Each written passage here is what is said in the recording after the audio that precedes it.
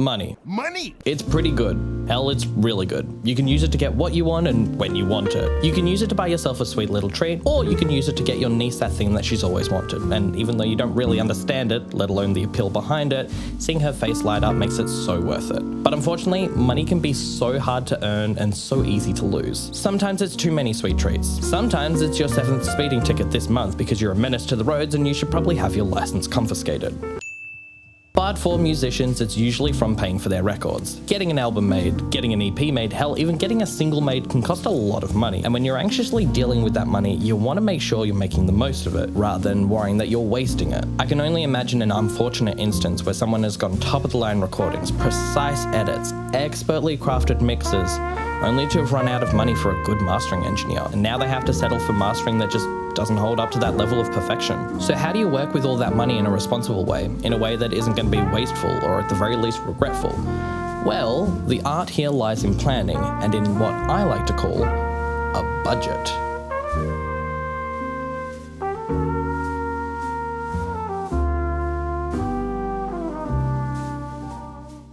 If you remove a budget from the dull office job context that artists and even I usually despise, and instead take it in a much more simple and relaxed perspective, not only can it serve you a different purpose to what you originally thought, but it can be something to blossom your artistic inspiration instead of kill it. Even if you don't go crazy specific on making a budget, it can be really useful for keeping track of your costs, your earnings and your savings, and your progress. Much like other forms of planning, it can be really useful for booking things ahead of time, rather than waiting until the day of to try and book something only to find out that it's booked solid for the next 6 months. Not to mention, seeing this stuff be put into action can be quite thrilling, because now you're filled with the adrenaline of, yes, this is finally happening, without the anti-adrenaline of worrying if you're going to be able to pay for everything. I've probably waffled on long enough about why you should make a budget, so let's finally go through what makes a good budget, as well as some good budgeting, which, yes, are slightly different things, but I can use that to pad out the video.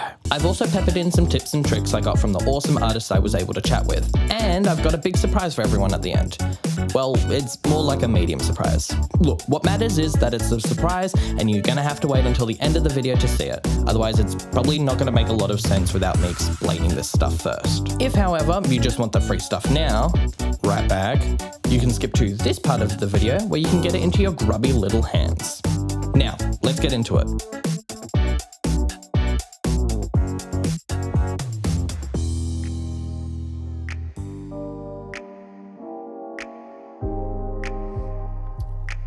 Now, to simplify things here, there are 2 main ways you can take a budget. One way is working from bottom to top, where you start by sorting out how much you want to or have to spend on each cost in the production. Then you add all that information to get you a figure at the top, which will be the grand total amount of money that you need to pull together to afford all this. Or alternatively, you can work from top to bottom, starting with the grand figure at the top, representing how much money you have available or just want to set as your spending limit. Then, unsurprisingly, just work downwards, allocating money from that figure towards the different costs and expenses that will have to go into making this thing. Usually I come up with a concept before I come up with any actual money for it, so I'm mostly working from bottom to top, looking into how much money I will need to pull this off by including everything that will need to go into it. That includes how much those things will cost, and for me means a bit of getting quotes and looking into exact prices before spending a cent, which does lead me into a sidetrack, albeit a very important one. It's a good idea to get a general feel of how much everything will cost by looking into prices, or as the fancy pants call it, researching.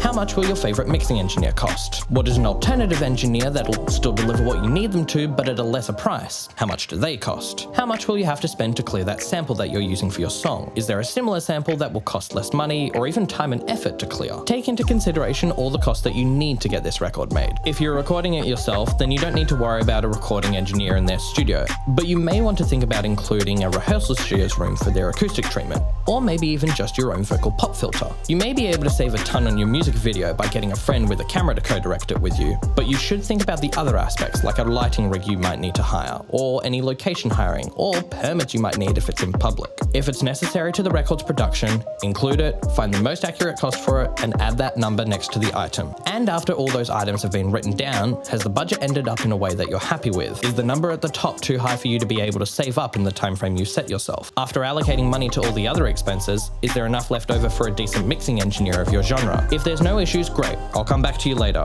But if there is, then what needs to change? Do you need to give yourself another month before starting the project? Do you need to settle for that cheaper photographer for the album's photo shoot? Do you need to edit the drums yourself after all? Change things around as such and review it to make sure you've ended up in a place you're happy with. And, fun fact, that's one of the advantages of setting a budget before jumping into the record's production. You can make all these mistakes while it's only on paper, rather than having to hold on to a finished mix for 2 months because you can only put 10% of every week's paycheck towards the only decent mastering engineer of your style in your city, and all because you ran out of money from the other expenses you didn't even think about. I'm sorry, I had to get that one off my chest. It's as simple as figuring out what's right or wrong with the hypothetical you set yourself here, whether you need to stop buying drumsticks one pair at a time, or practice more so you spend less days or hours in the recording studio. What makes this kind of planning so great is that you can just workshop the numbers until you come to a conclusion that you're pleased with, and without any real world costs, financial or mental.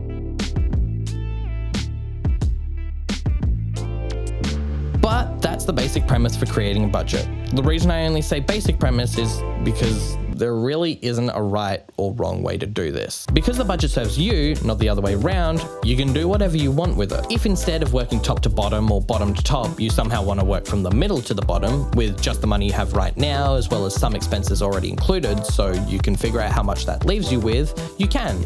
Although I would recommend making the budget encapsulate the entire project, not just bit by bit. If you want to include any notes, such as a link to where you found that place to be the cheapest so you don't have to find it later, you can. If you want to write down all the expenses for the music video on a separate budget to the record's production, you can. If you want to add 20% to the total as buffer funds in case things cost more than expected, which they always do, you can. But on the flip side, if you don't want to go that far, you also don't have to. If you want to leave a general figure because you're unsure exactly of how much something will cost when you need to buy it, you can. If you want to write down how much all of the engineers will cost together instead of individually, for example because one engineer is offering all the post-production stuff in a bundle, you can. If you want to write an item down but not include it in the total price because you're unsure if you'll even buy it in the end, you can. If you know what you need and want but simply can't be bothered to write it down, you absolutely cannot do that. I mean, come on, what was the point of making a budget if you're not even going to use it properly? What are you even doing here? Go away, I don't want you here anymore. Again, and I can't stress this enough, it's your budget. You can do what you want with it. Does that leave things a little too open-ended in a way that almost feels like it defeats the purpose of this entire video?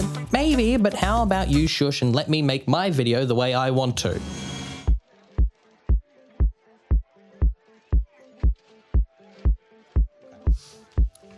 To kind of wrap all this budget stuff up, if you get to a point where you need a sense of direction on how to actually shape a budget in a way that can help your stress levels, I recommend you ask yourself, what do you want to achieve with this budget? Do you want to find out how much you have left, how much you need to save up, figure out what you need to cut down on to afford the project, make a budget, or utilize an existing budget in a way that achieves that? After all, once you know what you need to achieve, figuring out how to do it can become much easier. Do you want your budget to be detailed or simplistic? I like to include everything, as I'm someone who wants as wide and detailed a safety net as possible. For that, I go over every little detail with a magnifying glass, including guitar strings and pedal batteries, spare drum sticks, but also drum skins, even allocating $20 per person for lunch on recording days. I also love to include that 20% buffer funds, maybe out of paranoia that I'm missing something. If you're going for a detailed approach, don't be afraid to include things that might not be needed and feel silly. It'd be better to have planned so much that you have extra money at the end rather than have run out of money halfway through. But if over-planning complicates things for you, don't be afraid to include far less details. For example, writing down $100 to encompass all the guitar expenses, as long as that isn't going to work to your detriment later on. Possibly the most important one, don't be afraid to have the budget double-checked. Double-check your own work, obviously, but have someone else double-check it. A bandmate, an audio engineer friend, someone that makes record production fun and stressless for a living. Hint, hint. I might even recommend someone that's in a different industry to music altogether, as they may have their own wisdom that no musicians have even considered. You never know who may have the idea to make your budget, and in turn your production journey, far less painful and far more fun. Okay, I think I'm happy with that for budget. What's next, budgeting?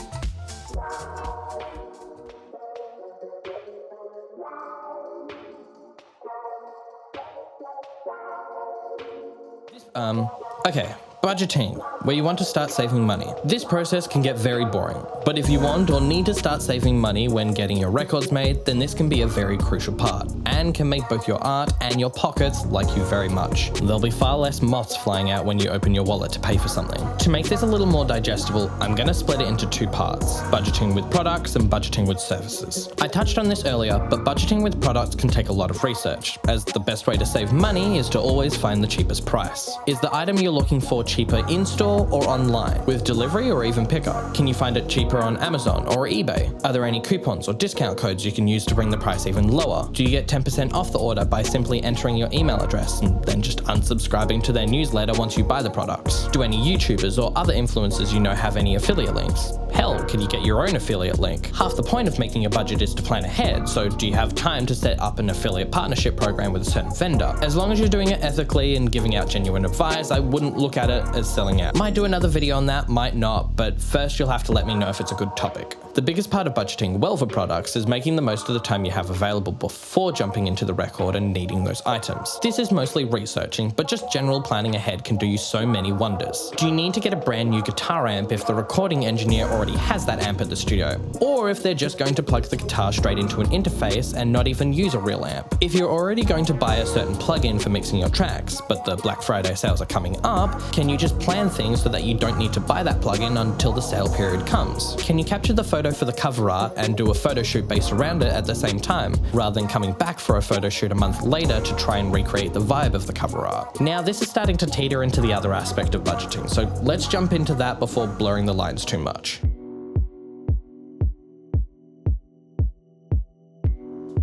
The best way to save as much money as possible in probably any situation is to scrounge up everything you've got and make the most of it. That definitely applies to the product section. If you've already got a new pair of strings on a guitar, then you can buy one less pair and save some bucks. But in this case, it can apply to people as well, and sometimes in a more creative way. Do you know any engineers that have worked with you before and said they'd be happy to do something again for a lesser price for a returning customer? Do you have any fellow bands that would be open to lending a hand in one way or another? Do you know any friendly neighborhood record producers that would be happy to lend a hand in order to get you started, and have a website at sillybsounds.cool that you can visit to learn more and reach out?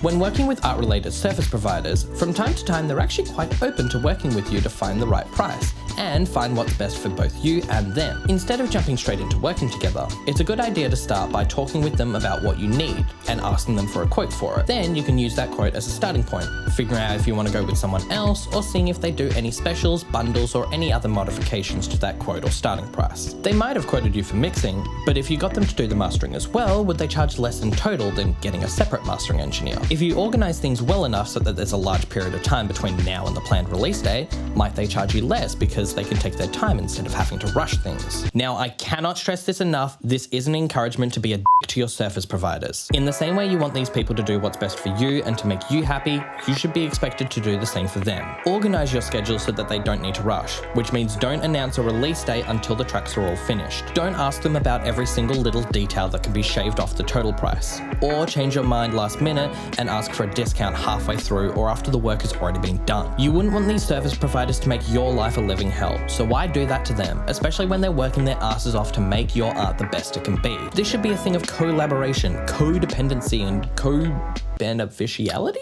Learn to give more than you take, and you may just find a reward better than you imagine. You never know. Being an amazing hang and a hassle-free band to record might make the recording engineer take a day's charge off the invoice, or do an extra song for free. Let the studio know ahead of time that you're going to take longer on the day because you're the type of artist that finds inspiration in the moment. It might mean that your planned studio's engineer recommends not working with them, but instead calls in a favor to swap out with an engineer that is perfect for that type of experimentation. Organize all your tracks by asking the service provider the preferred system and making all consistently simple to work with, because just maybe it means the mastering engineer can charge you for way less hours of work because they don't have to waste so much time trying to figure out your filing process. Next time, give the graphic designer a demo cover art and some examples of inspiration, because you never know, it might mean that they send you 5 submissions instead of their usual 3, because they can make more things that are closer to what you wanted, rather than trying to figure out what you wanted and pander towards something more generic. Quick note, You definitely shouldn't expect these acts of kindness, but enacting your own kindness first definitely goes a long way,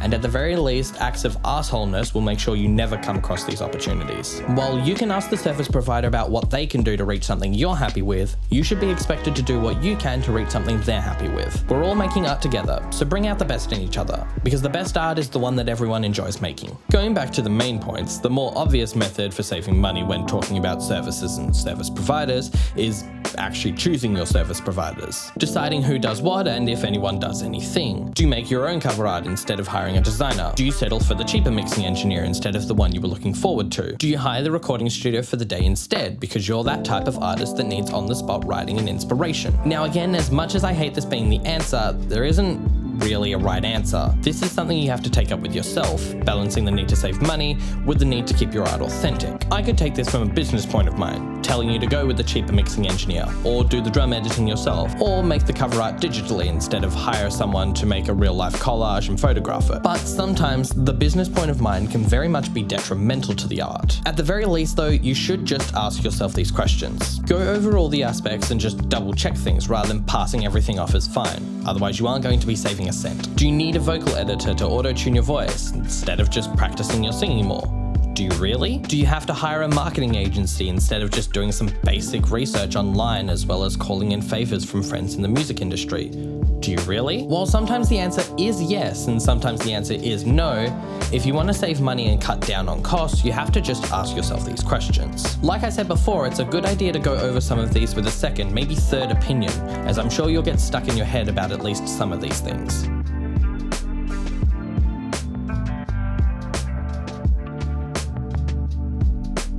After talking about those two sections, I guess I can talk about some outliers that don't really apply to each section but can really save you some money. But if I'm being honest, I can sum it up into one really big thing: preparation. Planning and preparation is key to saving money, because once you have things organised and foundations set properly, you can move ahead quicker, less stressfully and more freely, all while still keeping your costs low. For example, make a draft of your music. In the biz, we call that a demo, but essentially it's making a basic version of the song you want to end up with, which you can use as, again, a foundation. That way, you can either send it to your engineer or whoever to give them a much fairer idea of what you want them to make, or you can use it to make sure you're sticking to the end goal you wanted to achieve. This tip isn't the most achievable, but see if you can get some experience in a recording studio so that you know what you're getting into when you need to put your money where your mouth is. A friend with a recording studio at a university they can use, or has some of their own recording gear and at least some acoustic treatment to a room can do the trick as well. Anything that'll give you a taste of what it's like to be in that type of room, with someone that at least resembles a recording engineer,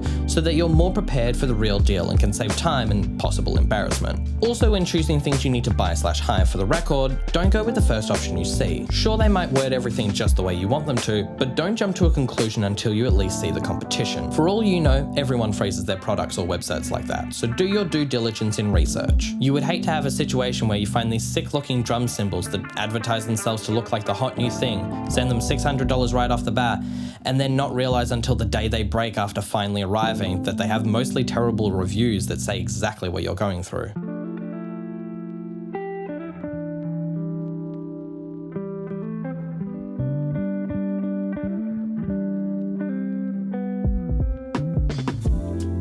Well, that's probably all the advice I can give you on doing some budgeting. And I've set some ground rules for when you make a budget of your own. But before I go, or you go, I'm not really sure how this interaction works, I wanted to give you something to hopefully make your life in this endeavour a little easier. To the people that have watched all the way through, just give me 1 second. Ha! You just got tricked. This isn't where the actual reveal is, and now you have to wait like everyone else, you impatient, mouth-breathing grubs.